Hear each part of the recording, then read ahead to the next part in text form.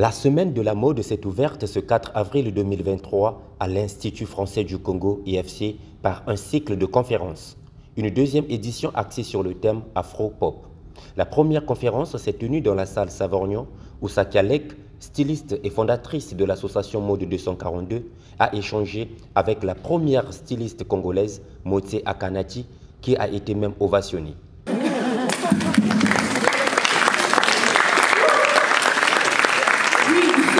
Parce qu'elle a pavé le chemin pour nous, elle a primé pour nous, elle a tout vécu. Et j'espère que vous allez beaucoup apprendre. Je vous en prie, applaudissez très fortement. Jason Ovaga, fondateur de la marque congolaise Addict Code, et aussi Séraphine Ekwa, créatrice de mode et de parfum. Au centre de leur échange, l'évolution de la mode au Congo avec le concept Made in Congo. Les conférenciers sont revenus sur l'ancienne mode des années 80 qui était pleine de créativité avec des grands couturiers. Yannick Noah, parce qu'à l'époque, Yannick Noah venait de gagner le Roland Garros. Et puis il y avait McEnroe aussi qui cartonnait, il y avait tous ces grands qui venaient au défilé. Comme femme, il y avait celle qui avait fait la boum. Et puis aussi, il y avait Gainsbourg, Jane Birkin. C'était cette époque-là, quoi.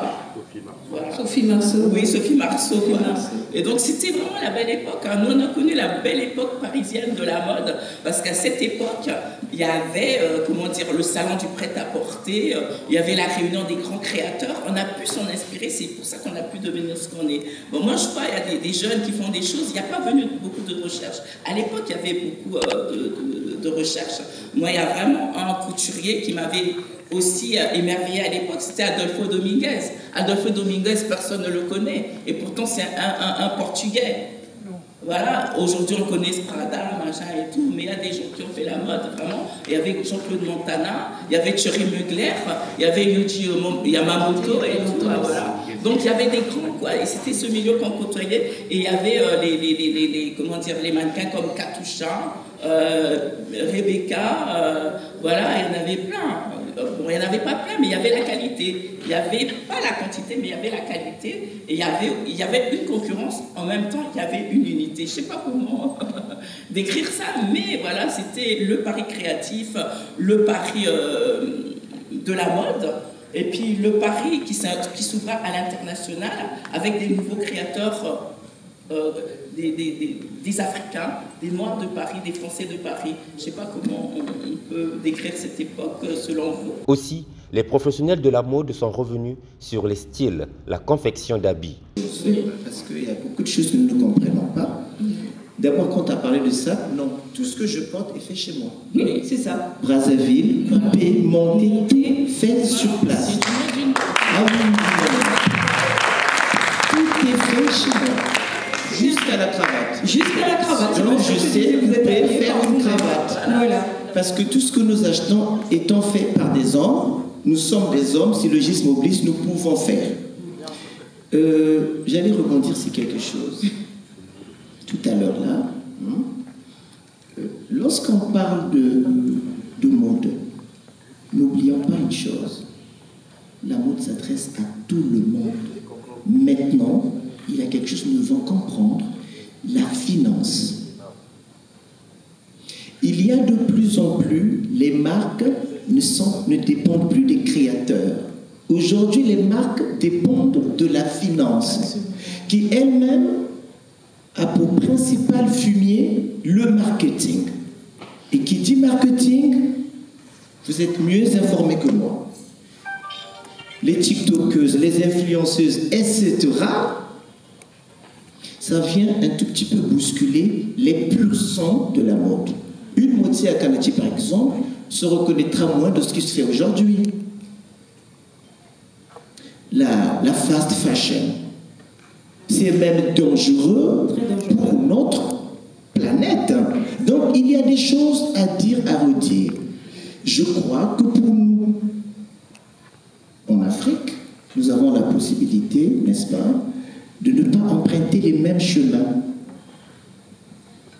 de savoir éviter ces pièges-là. Voilà, parce qu'il y a beaucoup de pièges. Pour Séraphine Ekwa, de Digital Africa, il est important de commencer par les b.a.-ba de l'entrepreneuriat en ayant sa carte d'artisan à l'ANA. Ok, juste parce que vous n'avez pas commencé par le début. J'insiste parce que beaucoup de nos... Toi, tu as une idée. Tout à l'heure, j'ai parlé de formation et d'information. Le next step après, c'est dans cette formation, une fois que tu sais faire, comment tu te formalises. C'est des choses qu'on a l'impression qu'on peut négliger, mais on ne peut pas toujours négliger. Un entrepreneur aujourd'hui, il ne se rend pas compte que s'il n'est pas formalisé, formaliser, ce n'est pas forcément avoir une entreprise, hein. Même un artisan, surtout dans notre secteur, le secteur artisanal est un secteur par lui-même.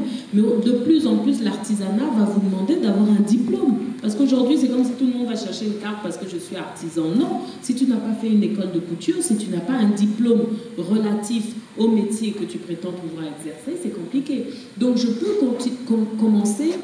La carte d'artisanat, c'est 12 000 francs CFA. Où ça? À l'ANA.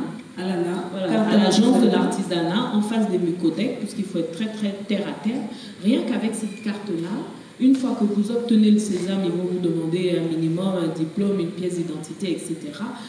Vous dites au monde, je suis artisan et je vais me lancer dans la confection, par exemple. Ça, c'est le b.a.-ba du début. Le public étant présent, la séance des questions-réponses a ponctué la conférence. Au terme des échanges, les participants ont vivement apprécié. Je retiens tout simplement à ces leaders qui sont passés avant nous, pour moi personnellement, que je dois bosser dur, je dois continuer à rêver, malgré il y aura des ennuis, il y aura des moqueries, il y aura, mais quand même que le Made in Congo doive se donner à fond pour devenir des grandes marques comme Adidas par exemple, comme d'autres marques quoi. En quelque sorte de nous repenser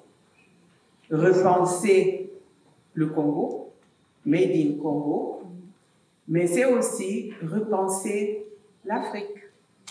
Il sait peut-être aussi même notre place, la place du Congo, la place des créateurs congolais dont vous êtes. Il y en a beaucoup de créateurs dans cette salle, dans le monde. Qu'est-ce qu'un créateur? Vous êtes nombreux ici. Qu'est-ce qu'un créateur congolais avec tout son talent? Et pas que son talent à lui, avec toute l'inspiration qui est la vôtre, celle de notre continent. À noter que les conférenciers ont souhaité que tout consommateur de la mode soit une marque avec une identité forte. Les acteurs du Made in Congo au niveau textile et mode pourront être présents d'abord au Congo et bien sûr à l'international. Et donc nous créons par rapport à notre savoir-faire, par rapport à notre culture, par rapport à ce que nous vivons. Pour moi, c'est ça l'afropop.